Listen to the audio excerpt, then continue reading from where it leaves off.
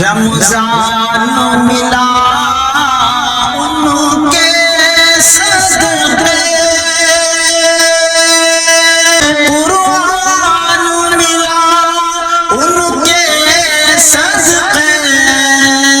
السلام علیکم ورحمۃ اللہ تعالی وبرکاتہ، نحمدہ ونصلی ونسلم علی رسولہ النبی الکریم، اما بعد۔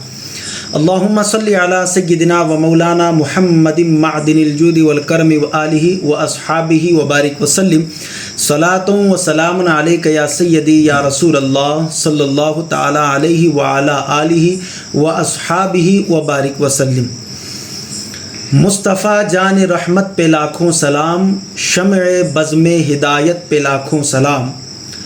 اہل اسلام کی مادران شفیق، اہل اسلام کی مادران شفیق، بانوان طہارت پہ لاکھوں سلام۔ عرش سے جس پہ تسلیم نازل ہوئی، عرش سے جس پہ تسلیم نازل ہوئی، اس سرائے سلامت پہ لاکھوں سلام۔ کوئی آساں تو نہیں مثل خدیجہ ہونا، کوئی آساں تو نہیں مثل خدیجہ ہونا، شرط ہے اس کے لیے مادر زہرا ہونا۔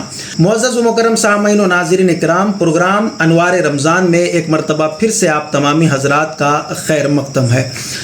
آج ہمارے اسٹوڈیو میں ایک بہت ہی علمی شخصیت تشریف لائی ہوئی ہے۔ شہر گلبرگہ میں اہل علم کے نزدیک ایک اہم مقام رکھنے والی شخصیت، اور گفتگو کا انداز بھی ماشاءاللہ بہت سنجیدہ اور تاریخ پر گہری نظر، سنیوں کے ہر دل عزیز حضرت علامہ و مولانا محمد حافظ محمد افروز مصباحی صاحب، مدرس جامعہ سنیہ للبنات گلبرگہ شریف۔ حضرت علامہ و مولانا افروز مصباحی صاحب، جامعہ اشرفیہ سے آپ کی فراغت ہے، اور شہر گلبرگہ شریف میں کافی عرصے سے جو ہے آپ درس و تدریس کے خدمات بھی انجام دیتے ہیں، اور اس کے علاوہ کافی جگہوں پر جو ہے امام و خطیب بھی رہ چکے ہیں۔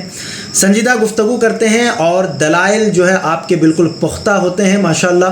اور آج ایک اہم موضوع پر جو ہے اور ایک اہم شخصیت پر آپ سے جو ہے نا ہم کچھ سماعت کریں گے۔ آج ہم اپنے اسٹوڈیو میں حضرت العلامہ و مولانا حافظ محمد افروز مصباحی صاحب کا دل کی گہرائیوں سے خیر مقدم کرتے ہیں۔ مولانا السلام علیکم ورحمۃ اللہ وبرکاتہ۔ وعلیکم السلام ورحمۃ اللہ تعالی وبرکاتہ۔ کیسے ہیں مزاج گرامی؟ الحمدللہ، اللہ کا فضل آپ کا آج ہمارے اس انوار رمضان کے پروگرام میں دل کی گہرائیوں سے خیر مقدم کیا جاتا ہے۔ شکریہ، جزاک اللہ خیر۔ اور آج ایک اہم عنوان اور موضوع سے جو ہے ہم نے آپ کو جو ہے خطاب کرنے کے لیے بلایا ہے، اور کچھ معلومات جو ہے حاصل کرنے کے لیے بلایا ہے۔ معزز سامعین و ناظرین کرام، آج 10 رمضان المبارک کی یہ ریکارڈنگ ہو رہی ہے، اگرچہ آپ کے پاس جو ہے یہ بعد میں پہنچے گی، لیکن 10 رمضان کو یوم وصال طیبہ طاہرہ عابدہ زاہدہ فقیہ امت رازدار مصطفیٰ جان رحمت نانی حسنین کریمین مادر حضرت فاطمۃ الزہرا رضی اللہ تعالی عنہا ام المؤمنین حضرت سیدتنا خدیجۃ الکبریٰ رضی اللہ تعالی عنہا وسلام اللہ علیہا کا آج جو ہے یوم وصال ہے۔ آج اس یوم وصال پر آپ کے ہم یہ خصوصی جو ہے نشریات اور یہ خصوصی پروگرام جو ہے آپ کی خدمت میں پیش کر رہے ہیں، اور آج اس عظیم ہستی پر اپنے کچھ خیالات کا اظہار کرنے کے لیے حضرت علامہ و مولانا محمد افروز مصباحی صاحب جو ہے تشریف لائے ہیں۔ تو مولانا، آج چونکہ عنوان سے ہی ظاہر ہو گیا کہ کس شخصیت پر جو ہے آپ کو جو ہے کلام کرنا ہے، تو سب سے پہلے میں یہ چاہوں گا کہ حضرت سیدتنا خدیجۃ الکبریٰ رضی اللہ تعالی عنہا کے مقام اور مرتبے کو بیان کرنے سے پہلے مطلقاً طور پر جو ہے آپ قرآن اور احادیث کی روشنی میں اختصار کے ساتھ امہات المؤمنین، جو رسول اللہ صلی اللہ تعالی وسلم کے ازواج مطہرات ہیں، جو مومنوں کی مائیں ہیں، ان کا مقام اور مرتبہ کیا ہے، سب سے پہلے اس سے آپ جو ہے گفتگو کا آغاز فرمائیں۔ نحمدہ ونصلی ونسلم علی رسولہ الکریم، اما بعد، فاعوذ باللہ من الشیطان الرجیم، بسم اللہ الرحمن الرحیم۔ سید صاحب قبلہ، آپ کا بہت بہت شکریہ، آپ نے ہمیں اپنے اسٹوڈیو میں بلایا، اور یوم وصال حضرت خدیجۃ الکبریٰ رضی اللہ تعالی عنہا کے حالات زندگی کو بیان کرنے کے لیے ہمیں موقع عنایت فرمایا، بہت بہت شکریہ۔ امہات المؤمنین جی نبی کریم صلی اللہ تعالیٰ علیہ وسلم کی جتنی بھی زوجہ ہیں وہ امہات المؤمنین کہلاتی ہیں. ماشاء تقریباً نبی کریم صلی اللہ تعالیٰ علیہ وسلم کی 11 شادی ہوئی اور 11 بیویاں ہوئیں. جی کلام مجید میں کسی کا خاص نام تو نہیں آیا ہوا ہے جی لیکن جہاں بھی آیا ہے ازواج کا لفظ آیا ہوا ہے جی اور ایسے ہی امہات کا لفظ آیا ہوا ہے. جی سورۃ الاحزاب کی آیت نمبر 6 ہے. جی اللہ تبارک و تعالیٰ نے ارشاد فرمایا النبی اولا بالمؤمنین من انفسہم وازواجہ امہاتہم. ماشاء اس آیت کریمہ میں اللہ کے رسول صلی اللہ تعالیٰ علیہ وسلم کی زوجات کو امہات کہا گیا ہے. جی اسی لفظ سے نکالا گیا کہ مسلمانوں کی مائیں جی ہیں اللہ کے رسول صلی اللہ تعالیٰ علیہ وسلم کی بیویاں جی اور اسی لیے لفظ استعمال ہوتا ہے امہات المؤمنین یعنی مومنوں کی مائیں یا مسلمانوں کی مائیں. جی دوسری بات یہ ہے کہ جتنے بھی امہات المؤمنین ہیں جی ایک مرتبہ ایسا ہوا کہ اللہ کے رسول صلی اللہ تعالیٰ علیہ وسلم سے ان لوگوں نے نان و نفقہ میں اضافے کا مطالبہ کیا. اچھا اللہ کے رسول صلی اللہ تعالیٰ علیہ وسلم کو یہ بات گراں گزری اور 1 مہینے کے لیے دوری بھی اختیار کر لی. اللہ اور اس کے بعد اللہ کے رسول صلی اللہ تعالیٰ علیہ وسلم کے پاس وحی نازل ہوئی اور اس وحی کی خبر سب سے پہلے حضرت عائشہ صدیقہ رضی اللہ تعالی عنہا کو دی اور اللہ کے رسول صلی اللہ علیہ وسلم نے ارشاد فرمایا کہ اے عائشہ ایک بات میں تم سے کہتا ہوں فیصلہ کرنے میں جلدی نہ کرنا. جی اور اللہ تبارک و تعالی نے مجھے ایسا کہا ہے جی کہ چاہو تو میرے ساتھ رہو اسی حال میں یا یہ کہ پھر اگر علیحدگی اختیار کرنا چاہو تو علیحدگی اختیار کر سکتی ہو لیکن یہ فیصلہ کرنے سے پہلے اپنے ماں باپ سے مشورے کر لینا. جی حضرت عائشہ فرماتی ہیں کہ میں نے کہا یا رسول اللہ صلی اللہ علیہ وسلم کیا میں اپنی زندگی کے بارے میں اپنے ماں باپ سے مشورے کرنے جاؤں گی؟ جی میں آپ کو اور اللہ کو اختیار کرتی ہوں. اللہ اکبر. اس کے بعد جتنے بھی امہات المؤمنین موجود تھیں ہر ایک کو اللہ کے رسول صلی اللہ تعالیٰ علیہ وسلم نے یہ بات بتائی اور ہر ایک نے دنیاوی آشائش دنیاوی آرائش اور دنیاوی ضروریات پر اللہ کے رسول صلی اللہ تعالیٰ علیہ وسلم کو فوقیت دی اور یہ کہا کہ ہمیں دنیاوی دولتیں نہیں چاہیے دنیاوی آسائش نہیں چاہیے ہمیں اللہ کا رسول صلی اللہ تعالیٰ علیہ وسلم ہی کافی ہیں. یہ ناظرین آپ نے دیکھا کہ امہات المؤمنین کا جو مقام اور مرتبہ ہے وہ صرف احادیث طیبہ سے ہی ثابت نہیں ہے بلکہ خود قرآن مقدس میں جگہ جگہ پر اللہ تبارک و تعالیٰ نے نبی کی ازواج یا مومنوں کی مائیں یہ کہہ کر جو ہے نا خطاب فرمایا گیا ہے. ماشاءاللہ مولانا. تو میں سب سے پہلے اب جو حضرت ام المؤمنین حضرت خدیجہ الکبریٰ رضی اللہ تعالی عنہا کی طرف آج ہم آتے ہیں کیونکہ آج کا دن یہ بابرکت اور آپ کا وصال کا دن ہے. تو سب سے پہلے آپ نظر ڈالیں آپ روشنی ڈالیں آپ کے حسب و نسب پر کہ آپ کس خاندان سے تعلق رکھتی ہیں اور رسول اللہ صلی اللہ علیہ وسلم کے نکاح میں آنے سے پہلے آپ کے معاملات کیا تھے اور پھر نکاح رسول اللہ صلی اللہ علیہ وسلم کے نکاح میں آنے کے بعد جو ہے نا آپ کا کیا ایک مقام ہے. حضرت خدیجۃ الکبریٰ رضی اللہ تعالی عنہا 556 عیسوی میں 30 اپریل کو پیدا ہوئی. ماشاءاللہ. یعنی نبی کریم صلی اللہ تعالی وسلم کی پیدائش سے 15 سال پہلے. ماشاءاللہ. آپ کے والد کا نام خویلد ہے جی ان کے والد کا نام اسد ہے جی ان کے والد کا نام عبد العزیٰ ہے جی ان کے والد کا نام قصی ہے. ماشاءاللہ. یہاں پہنچنے کے بعد پھر ان کا سلسلہ نسب رسول کریم صلی اللہ تعالی وسلم کی نسب سے جا ملتا ہے. سبحان اللہ سبحان اللہ. اور حضرت خدیجہ رضی اللہ تعالی عنہا کی والدہ کا نام فاطمہ بنت زید ہے. جی اور یہ 7ویں یا 8ویں پشت میں جا کر کے یہ بھی نبی کریم صلی اللہ تعالی وسلم کے سلسلے نسب سے جا کر جا ملتے ہیں. اچھا یعنی والد بھی اور والدہ بھی. اور حضرت خدیجہ الکبریٰ رضی اللہ تعالی عنہا کا تعلق قبیلہ قریش سے ہی ہے. جی ماشاء اللہ. یہ الگ نہیں ہے, قبیلہ قریش سے ہی ان کا تعلق ہے. بس یہ ہے کہ چوتھے 5 میں جا کر کے نبی کریم صلی اللہ تعالی وسلم سے جا کر کے مل جاتا ہے.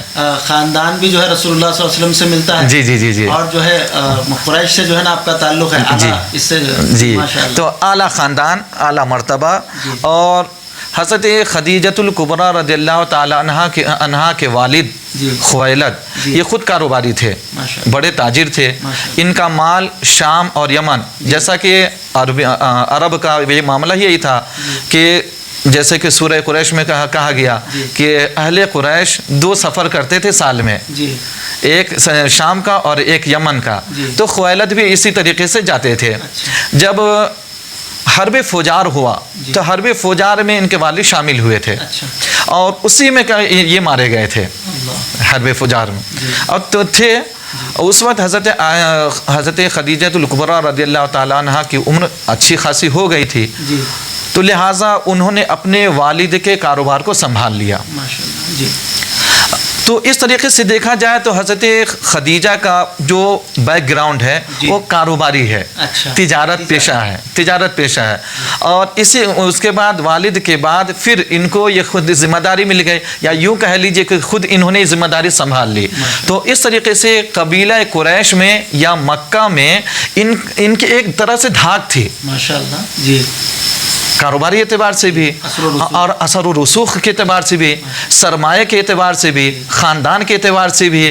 تو رتبہ بھی اعلیٰ تھا, مرتبہ بھی اعلیٰ تھا, خاندان بھی اعلیٰ تھا, یہ خود بھی اعلیٰ تھیں اور خاوند بھی اعلیٰ ملنے والے تھے. ماشاءاللہ. یعنی کسی چیز میں بھی اللہ تبارک تعالیٰ نے ان کو جو ہے نا کم نہیں رکھا.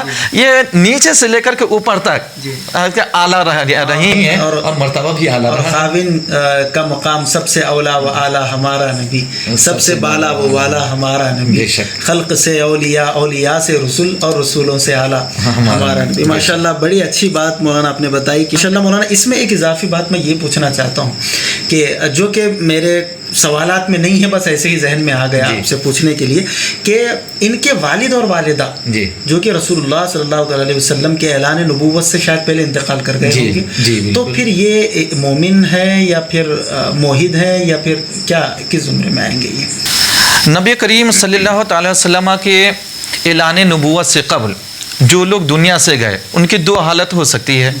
یا تو اگر وہ بت پرست تھے تو مشرک سمجھے جائیں گے, اور اگر بت پرست نہیں تھے تو وہ موحد کہلائیں گے.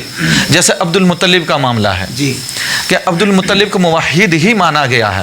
اسی طریقے سے اگر ان کے والد یا والدہ اگر بت پرست نہیں تھے, اگر انہوں نے کفر نہیں کیا تھا اور بتوں کی پرستش نہیں کرتے تھے, تو اس اعتبار سے دیکھا جائے تو وہ موحد ہی ہوں گے. ماشاءاللہ. حسن زن تو ہمیں یہی رہا. ہاں بالکل. اور ویسے بھی چونکہ اعلان نبوت سے پہلے کا معاملہ ہے, ہمیں فیصلہ اس وقت کرنے میں آسانی ہوتی ہے جب اعلان نبوت ہو گیا ہو. ہاں تو واضح ہو جاتی ہے, تو بات واضح ہو جاتی ہے. لیکن اس سے پہلے کا جب معاملہ ہے تو جب اس سے ثابت نہیں ہے یا تاریخ دانوں نے اس چیز کو بیان نہیں کیا ہے کہ یہ بت پرست تھے یا کعبے میں جو بت رکھے ہوئے تھے وہاں پر سر ٹیکا کرتے تھے, اگر یہ چیزیں اگر ثابت نہیں ہوتی ہے تو اس کو موحد میں ہی شامل کیا جائے گا. ان کو دین حنیف پر جی بالکل. انشاءاللہ ناظرین آپ نے دیکھا کہ یہ علمی اور تحقیقی گفتگو جو ہے آپ سماعت کر رہے ہیں.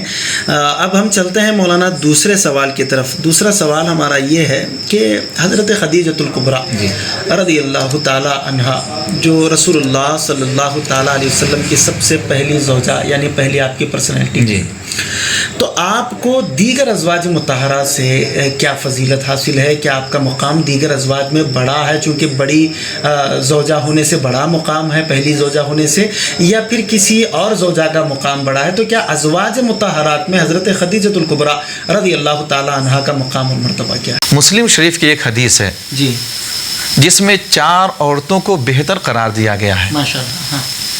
جس میں ایک خدیجہ بنت خویلد ہیں, اللہ اکبر، دوسرے نمبر پہ فاطمہ بنت محمد ہے، اللہ اکبر، تیسرے نمبر پہ آسیہ زوجہ فرعون ہے، اچھا ماشاء اللہ، چوتھے مریم بنت عمران ہے۔ جی ماشاء اللہ، اب دیکھیے اس میں حدیث پاک میں جس طریقے سے ان کو شمار کرایا گیا 1 2 3 4 کر کے، جی، پہلے نمبر پہ حضرت خدیجہ کا ہی نام ہے۔ اللہ اکبر، سبحان اللہ، تو گویا کہ اعزاز کے اعتبار سے، جی، مرتبے کے اعتبار سے، رتبے کے اعتبار سے حضرت خدیجہ رضی اللہ تعالی عنہا کو فوقیت حاصل ہے۔ جی، اب یہاں تو میں تو آپ سے سوال یہ پوچھا تھا کہ ازواج مطہرات میں کیا ہے، یہاں تو مطلقاً فضیلت، جی مطلقاً بیان کیا گیا ہے۔ جی، اور دوسری بات یہ ہے کہ حضرت خدیجہ رضی اللہ تعالی عنہا جی، حضور کی سب سے پہلی بیوی ہے، بے شک، اور ان کے رہتے ہوئے اللہ کے رسول نے دوسری شادی نہیں کی ہے، سبحان اللہ، سبحان، یہ بھی فضیلت، یہ بھی فضیلت ہے۔ جی، تیسری فضیلت یہ ہے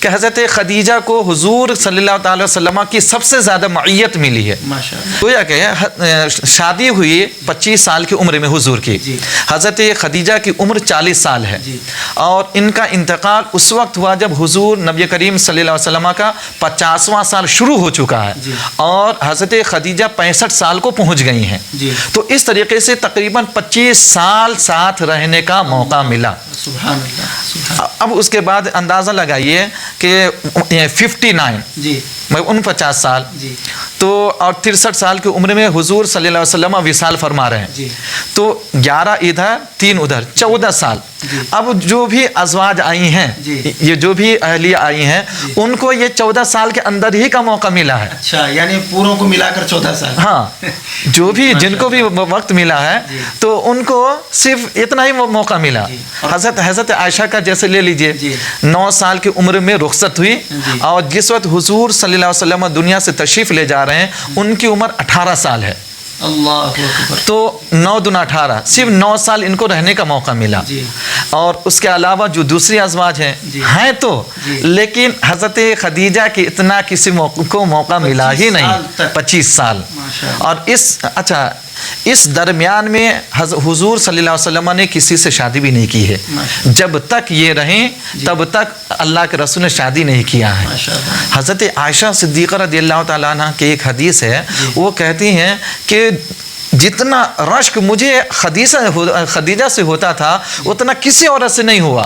وجہ یہ ہے کہ جب دیکھتی تھی حضور اسی کا چرچا کرتے تھے، جی، اسی کا نام لیتے تھے، جی، تو ایک مرتبہ تو میں پریشان ہو کر کہہ دی کیا اس کے علاوہ کوئی دوسری عورت نہیں ہے؟ جی، دنیا میں کوئی دوسری عورت نہیں ہے؟ جی، تو اللہ کے رسول صلی اللہ علیہ وسلم نے ارشاد فرمایا کہ اس نے مجھے اولاد عطا کی ہے۔ ماشاء اللہ، اولاد چونکہ جتنی بھی اولاد ہیں سب حضرت خدیجہ کی ہی گود سے ہے، جی، جی، ایک چیز۔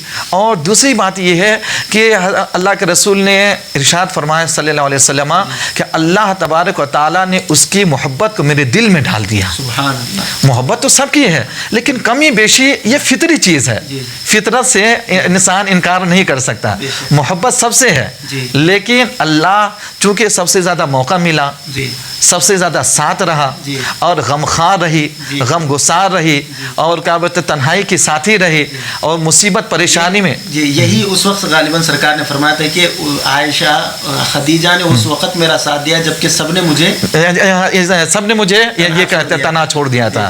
ہاں، تو یہ حضرت خدیجہ رضی اللہ تعالی عنہا کی جتنی فضیلت اگر دیکھے جائے تو کم نہیں ہے، بہت زیادہ، اور سب سے بڑی فضیلت یہی ہے کہ 25 سال ان کو ساتھ رہنے کا موقع ملا۔ ماشاء اللہ۔ اچھا مولانا، ایک بات یہ بتا دیں اب اس میں کہ حضرت خدیجۃ الکبریٰ رضی اللہ تعالی عنہا کا نکاح کا معاملہ کیا تھا؟ کیا رسول اللہ صلی اللہ تعالی وسلم سے نکاح کی پہل ہوئی، یا حضرت خدیجہ رضی اللہ تعالی عنہا کی جو ہے نا گھرانے سے جو ہے نا نکاح کی یہ پہل ہوئی؟ یہ نکاح کا معاملہ کب طے پایا؟ جیسوں کہ ان کے شوہر کا پہلا انتقال ہو چکا تھا، پہلے شوہر کا، یہ خود اور کتنے رؤسائے مکہ تھے ان کی خواہش تھی کہ میں اس سے شادی کروں، کئی کا پیغام بھی آ چکا تھا، لیکن انہوں نے کسی کو قبول نہیں کیا۔ اب چونکہ یہ بیوہ ہو چکی تھی، اس کے بعد انہوں نے حضور کے پاس پیغام بھیجا، اور ان کی ایک کنیز تھی خادمہ، اس کے ذریعے سے پیغام بھیجا۔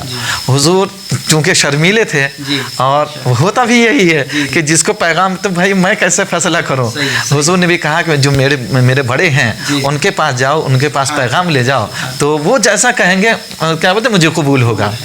تو جناب ابو طالب چونکہ سرپرست تھے، ان کے پاس جب گئے تو انہوں نے پوچھا تو پھر انہوں نے قبول کر لیا. یعنی یہ جو معاملات جو گھر والے طے کرتے ہیں جی جی جی وہاں بھی تھا جناب ابو طالب نے اس کو مکمل کیا. اور حضرت خدیجہ کے بڑے بھائی موجود تھے جی، لیکن ان کو درمیان میں نہ رکھ کر انہوں نے خود اپنے معاملات کو سامنے رکھا. یعنی یہاں پر یہ بتانا مقصد ہے کہ عورت اگر چاہے تو خود اپنے معاملات طے کر سکتی ہے، خواہ نکاح کا یہ معاملہ کیوں نہ ہو، اور اختیار ہے. اور ہماری شریعت مطہرہ میں بھی یہی ہے کہ جب کنواری ہو تو اس کا جو ولی ہے وہ یہ کرے گا، طے کرے گا. لیکن جو مطلقہ ہیں یا بیوہ ہیں وہ اپنے جو حالات ہیں یا جو نکاح وغیرہ کا پیغام وغیرہ کا معاملہ ہے اس میں وہ خود فیصلہ کرے گی. یہاں پر ولی نہیں کرے گا بلکہ وہ خود فیصلہ کرے گی. یہاں بھی یہی دیکھنے کو ملتا ہے کہ چونکہ بیوہ ہو چکی تھی تو اس لیے وہاں پر حضرت خدیجہ نے خود ہی فیصلہ کیا، اور اس کے بعد پھر دن طے مقرر ہوا. اور حضرت خدیجہ کی طرف سے بھی چند لوگ جمع ہوئے، ابو طالب کی بھی چند لوگوں کو لے کر کے پہنچے. اور جناب ابو طالب نے اس وقت جو خطبہ پڑھا تھا وہ خطبہ جسے ادبی شہپارہ کہا جاتا ہے، عربی کا وہ ادبی شہپارہ ہے. انہوں نے سب سے پہلے اللہ کی حمد و ثنا بیان کی، اور اس کے بعد پھر یہ کہا کہ اللہ تبارک و تعالیٰ نے ہمیں ابراہیم کی نسل میں اور اسماعیل کی ذریت سے میں ہمیں پیدا فرمایا ہے، اور ہمیں بہترین مقام عطا فرمایا ہے، اور اس کی نگہبانی عطا فرمائی ہے، اور ہمیں بہترین جگہ کا حاکم بنایا ہے، اور ہمیں خدمت کا موقع عطا فرمایا ہے. یہاں تک کہا. اس کے بعد کہا کہ آج میرے بھتیجے محمد کا نکاح ہے. آج مکہ میں جتنے بھی ہیں کسی کو بھی سامنے رکھو، اس سب سے بہتر ہمارا بھتیجا ہے. سبحان اللہ سبحان اللہ سبحان اللہ. جس طریقے سے جس پہلو سے بھی آپ دیکھنا چاہو کسی کو بھی، تو یہاں پر محمد جو ہے سب سے فائق ہیں، سب سے بہتر ہے، کسی سے بھی کسی چیز میں کمتر نہیں. اور رہ گئی بات دولت کی، تو انہوں نے کہا کہ دولت آنے اور جانے والی چیز ہے، یہ چیز رکنے والی چیز نہیں ہے. باقی جو دوسری صفات ہیں وہ ساری صفات ایسے ہیں جو اس کا کوئی مقابلہ کر ہی نہیں سکتا ہے. اور اس کے بعد خدیجہ کی جو تعریف کی گئی، کہا کہ وہ یہاں کی رئیسہ ہے، بہترین خاندان سے ہے، بہترین باپ کی اولاد ہے، اور خود یہ تجارت پیشہ ہے، اور خود ذی ہوش ہے، ذی شعور ہے، اپنا فیصلہ خود کر سکتی ہے. اور آج یہ دونوں آپس میں زوجیت میں منسلک ہو رہے ہیں.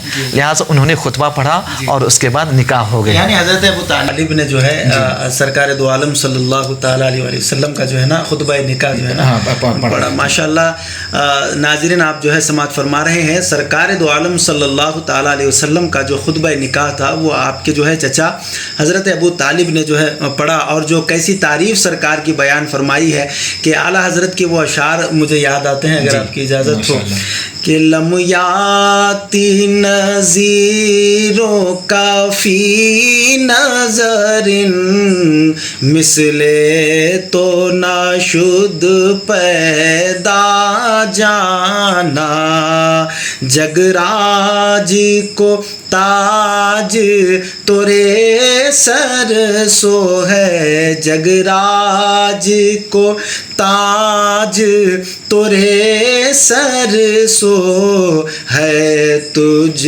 کو شہید و سرا جانا. اللهم صل على سيدنا ومولانا محمد وعلى سيدنا علي وسيدتنا فاطمة وسيدتنا زينب وسيدنا حسن وسيدنا حسين وعلى آله وصحبه وبارك وسلم. اس میں ایک بات میں یہ بھی آپ سے عرض کرنا چاہتا تھا کہ حضرت خدیجۃ الکبریٰ رضی اللہ تعالی عنہا کا نکاح پہلے ہو چکا تھا جی، تو ان کے شوہر انتقال کر گئے جی جی، یا طلاق ہوئی؟ دو شادی ہوئی تھی. اچھا. ایک عتیق نام سے جی اور ایک ہند بن حالہ کے نام سے. اچھا تو عتیق سے جو ہے نا طلاق ہوئی تھی، اور ہند بن حالہ کے بارے میں تاریخ نگاروں نے لکھا ہے کہ اس سے خود انہوں نے علیحدگی اختیار کر لی تھی. اچھا جی تو اس کے بعد تیسری شادی نبی کریم صلی اللہ تعالی وسلم سے ہوئی ہے. ماشاء اللہ. ناظرین جیسے کہ آپ سماعت کر رہے ہیں کہ رسول اللہ صلی اللہ تعالیٰ علیہ وسلم کی جو پہلی زوجہ محترمہ ہے وہ ان کی جو ہے 2 مرتبہ پہلے آپ کا نکاح ہوا تھا، یہ تیسری مرتبہ سرکار دو عالم صلی اللہ علیہ وسلم سے نکاح ہوا. بڑی اچھی ایک بات مولانا یاد آئی کہ سرکار کے نکاح میں آنے سے پہلے آپ بیوہ تھی. جی. تو آج جیسے کہ معاشرے میں بیوہ کو ایک بالکل گری ہوئی نظر سے دیکھا جاتا ہے، جی. کمتر نگاہوں سے دیکھا جاتا ہے. تو آپ ذرا یہ بھی لوگوں کو بتا دیں کہ سرکار کی پہلی بیوی ہی بیوہ ہے، تو کیا بیوہ سے شادی کرنا یہ سنت رسول اللہ صلی اللہ علیہ وسلم بھی ہے؟ بے شک. اس کے اوپر تھوڑا سا روشنی ڈالیں کہ جو معاشرے میں جو اس کے اوپر جو ہے نا ایک بالکل گری ہوئی نظر سے اور گھٹیا نظر سے جو ہے دیکھا جاتا ہے اس کو. کسی عورت کو طلاق ہو جانا جی یا کسی کے شوہر کا انتقال ہو جانا جس کی وجہ سے وہ بیوہ ہو جائے، جی. یہ کوئی عیب نہیں ہے. جی. یہ تو زندگی کا مرحلہ ہے جی. کہ انسان ہے اگر چلتے پھرتے دنیا سے چلا جائے، جی. یا یہ کہ دونوں کے درمیان نہیں بنی، جی. اس وجہ سے دونوں علیحدہ ہو گئے، جی. تو یہ عیب پیدا نہیں ہو گیا. جی. اگرچہ عیب کے طور پہ پیش کرتے ہیں پیش کرتے ہیں. لیکن یہ عیب نہیں ہے. زندگی میں ایسے ہوتے ہیں، جی. وہ مراحل آتے ہیں، یہ بھی زندگی کا ایک مرحلہ سمجھ لیا جائے. اگر وہ عیب ہوتا تو سرکار کو جو بے عیب پیدا کیا گیا جی. ہے، جی. تو کیا معاذ اللہ وہ پھر صحیح بات ہے. جی. صحیح میں بہت اچھی بات بولے جی. کہ حضور کو بے عیب پیدا فرمایا گیا، اور جو چیز ان سے منسلک ہوئی وہ بھی بے عیب تھی. بے عیب تھی، اور یہاں پر جب بیوہ سے ہی شادی کر رہے ہیں تو اگر عیب ہوتا جی. تو اللہ تبارک و تعالیٰ خود اس کو منتخب نہ فرماتا. بالکل بالکل بالکل ماشاء اللہ. ہاں، تو یہاں پر بتانا یہ ہے کہ بیوہ ہونا یہ کوئی عیب نہیں ہے. جی. اگر کسی کو موقع ملے تو سنت رسول سمجھ کر کے اگر کوئی شادی کر لیتا ہے تو اس کی حوصلہ شکنی نہیں بلکہ حوصلہ افزائی کرنی چاہیے کہ رسول اللہ صلی اللہ علیہ وسلم کہ آپ سنت رسول پر عمل کر رہے ماشاء ہیں. اللہ. اور حضرت خدیجہ اور حضور صلی اللہ علیہ وسلم کنوارے ہیں. جی ہاں. حضور کنوارے ہیں، اور یہ ہے اور عمر میں بھی کتنا فاصلہ ہے. 15 سال کا فرق ہے. صحیح. اور تو اتنا فرق ہوتے ہوئے بھی دونوں کا رشتہ ازدواج منسلک ہونا، یہ ہمارے سماج اور معاشروں کو پیغام دینا ہے کہ مطلقہ ہونا یا بیوہ ہونا عیب نہیں ہے، اور ایسے اس کو چھوڑ دینا یا اس کو منحوس سمجھنا یا غلط سمجھنا یہ بھی خرابی ہے ہمارے معاشرے کی. اس کو ختم کرنے کی ضرورت ہے، اور اس کو بیوہ کا اگر کسی کو موقع ملے یا شادی کرنا چاہے تو بالکل بیوہ سے شادی کرے. اس میں اس کو ثواب بھی ملے گا اور کسی کو سہارا دینے کا ثواب بھی ملے گا. ماشاء اللہ. صلی اللہ علیہ وعلی آلہ و اصحابہ وبارک وسلم. معزز سامعین و ناظرین کرام، آپ سماعت کر رہے ہیں، اور بڑی اچھی بات یہاں پر ایک اصلاح معاشرہ پر بھی جو ہے مولانا نے رکھی کہ اگر کسی کو ایسا موقع مل جائے تو زیادہ تر ہمارے معاشرے میں دیکھا جاتا ہے کہ اگر کوئی اچھے گھرانے والا اگر کسی بیوہ سے اگر شادی کر لیتا ہے تو لوگ جو ہے طرح طرح کی جو ہے نا چے میں گویاں اس کے پیچھے کرتے ہوئے نظر آتے ہیں کہ کیا اس کو کوئی کنواری نہیں ملی، کیا اس کا نکاح نہیں ہو سکتا تھا کہ اس نے اس بیوہ سے کر لی. یاد رکھیں کہ رسول اللہ صلی اللہ علیہ وسلم کی پہلی زوجہ یعنی سب سے پہلی جو ام المومنین ہے وہ ایک بیوائی ہے. تو یہ بیوہ ہونا عیب نہیں ہے بلکہ لوگوں نے آج معاشرے میں اس کو ایک عیب کا نام دیا ہے. مولانا کافی اچھی آپ کی گفتگو جو ہے نا رہی. اب ذرا یہ بتا دیں کہ حضرت خدیجۃ الکبریٰ رضی اللہ تعالی عنہا نے اسلام کب قبول کیا؟ اللہ کے رسول صلی اللہ تعالیٰ علیہ وسلم عبادت و ریاضت کے لیے غار حرا تشریف لے جایا کرتے تھے، اور وہیں حضرت جبریل امین علیہ الصلاۃ والسلام پہلی وحی لے کر کے تشریف لائے. جی. اور اس کے بعد اللہ کے رسول صلی اللہ علیہ وسلم اپنے گھر واپس آئے، اور پھر اپنے گھر میں حضرت خدیجہ سے بتایا، دوسروں سے بھی بتایا. تو حضرت خدیجہ رضی اللہ تعالی عنہا کو جیسے معلوم ہوا کہ میرا شوہر یا میرے خاوند یہ اللہ نے انہیں نبی بنا کر کے بھیجا ہے، تو سب سے پہلے انہوں نے بغیر کسی چوں چرا کے اسلام قبول کر لیا. ماشاءاللہ. یعنی سب سے پہلے اسلام قبول کرنے والی شخصیت کا نام حضرت خدیجہ الکبریٰ رضی اللہ تعالی عنہا. ماشاء اللہ. بہت شکریہ مولانا. اب ایک بات یہ بھی بتا دیں کہ حضرت خدیجۃ الکبریٰ رضی اللہ تعالی عنہا کی جو ہے اولادیں کتنی ہوئی؟ کل کتنی اولادیں ہیں؟ کل اولاد 6 ہیں، اچھا جی 2 صاحبزادے جی۔ اور 4 صاحبزادی ہیں۔ دونوں کا بچپن میں ہی انتقال ہو گیا تھا۔ چاروں جو لڑکی تھی چاروں باحیات رہیں، جی۔ اور حضرت فاطمہ زہرا رضی اللہ تعالی عنہا کی اولادی پھل پھول سکی، اور جو سید زادے ہیں جی۔ سب حضرت فاطمہ زہرا رضی اللہ تعالی عنہا کی اولاد ہیں۔ ماشاء اللہ ماشاء اللہ۔ اب اس میں ایک بات تھوڑا اصلاح معاشرہ پر مولانا یہ بتا دیں کہ حضرت خدیجۃ الکبریٰ رضی اللہ تعالیٰ عنہ دونوں جہاں کے مالک و مختار، جی دونوں جہاں کے جو ہے سرکار کی پہلی زوجہ محترمہ ہونے کے باوجود، اتنا بڑا مقام اور مرتبہ ہونے کے باوجود بھی اپنے شوہر کی کس طریقے سے وہ جو ہے خدمت کیا کرتی تھی، تھوڑا اس کے اوپر کلام کر تھوڑا اصلاح معاشرہ پر فرما دیں۔ حضرت خدیجۃ الکبریٰ رضی اللہ تعالی عنہا جی مکہ کی رئیسوں میں ان کا شمار تھا، یعنی مالدار عورت تھی، دولت مند تھی۔ اس کے باوجود نبی کریم صلی اللہ تعالی وسلم کے جتنے کام ہوتے تھے سارے کام خود ہی کیا کرتی تھی۔ ماشاء اللہ جی۔ اب یہ نہیں کہ باندی کو لگا دیا، کنیز کو لگا دیا کہ تو یہ کام کر دے، تو یہ کام کر دے، نہیں، جتنے کام ہوتے تھے وہ سارے کام خود ہی کرتی تھی۔ یہاں تک کہ اللہ کے رسول صلی اللہ تعالی وسلم جب غار حرا میں عبادت کے لیے تشریف لے جاتے تھے تو خود کھانا پہنچانے جایا کرتی تھی۔ ایک مرتبہ تو ایسا ہوا کہ اللہ کے رسول صلی اللہ علیہ وسلم ہے اور ان کے پاس جبریل امین پہلے سے موجود ہیں، اور حضرت خدیجہ آنے والی ہیں۔ حضرت جبریل نے اللہ کے رسول صلی اللہ علیہ وسلم سے کہا کہ یا رسول اللہ، آپ کی جو یہ اہلیہ ہیں وہ آنے والی ہے اور برتن میں کچھ لے کر کے آنے والی ہے، برتن میں کھانا یا سالن کچھ لے کر کے آنے والی ہے، تو جب وہ آئے تو آپ ان سے کہہ دیں کہ اللہ آپ کو سلام کہتا ہے اور جبریل بھی آپ کو سلام کرتا ہے، یعنی اللہ کی طرف سے بھی ان کو سلام آیا اور جبریل نے بھی ان کو سلام کیا ہے، اور یہ جو اعزاز ملا ہے شوہر کی خدمت کی وجہ سے ملا، ورنہ کہاں ان کا گھر، کہاں بڑے باپ کی بیٹی، کہاں رئیس زادی، کنیز ہے، خادم ہے، خادمہ ہے، ساری چیزیں موجود ہیں، لیکن شوہر کی جب خدمت کی بات ہے، کھانا پہنچانے کا معاملہ آیا تو یہ نہیں کہ نوکر کو بھیج دیا، خادم کو بھیج دیا، خود کھانا لے کر کے آ رہی ہیں، اس کا صلہ اللہ نے یہ دیا کہ سلام اس سے بھیج رہا ہے۔ ماشاءاللہ ماشاءاللہ ماشاءاللہ مولانا، اگر میں اس کو یوں کہوں تو شاید کہ غلط نہ ہوگا کہ پہلے جو ہے آپ غلاموں کی آقا ہوا کرتی تھی، پہلے غلاموں کی آقا ہوا کرتی تھی، لیکن جب آپ حضور کے نکاح میں آئی تو آپ غلام ہو گئی سرکار کی، اور جب آپ سرکار کی غلام ہو گئی تو آج ساری امت آپ کی غلام ہو گئی۔ سبحان اللہ۔ تو یہ ایک آپ نے ایک اچھا سا ایک یہ بھی بتایا کہ اتنا بڑا مقام اور مرتبہ ہونے کے باوجود بھی جو ہے وہ سرکار جس طریقے سے شوہر کی جو خدمت کرنا ہے وہ تمام جو ہے نا خدمتیں انجام دیا کرتی تھی۔ بہت شکریہ مولانا۔ اب اس میں ایک آخری سوال جو رہ گیا ہے کہ آپ کی وفات کب ہوئی اور آپ کی نماز جنازہ کس نے پڑھائی اور کتنے افراد جو ہے نماز جنازہ میں جو ہے شریک رہے، اور آپ کی قبر انور جو ہے کہاں پر موجود ہے؟ حضرت خدیجۃ الکبریٰ رضی اللہ تعالیٰ عنہ کا انتقال 65 سال کی عمر میں مکہ مکرمہ میں ہی ہوا، اور جنت المعلیٰ میں ان کی قبر ہے۔ جس وقت ان کا انتقال ہوا تھا اس وقت اسلام میں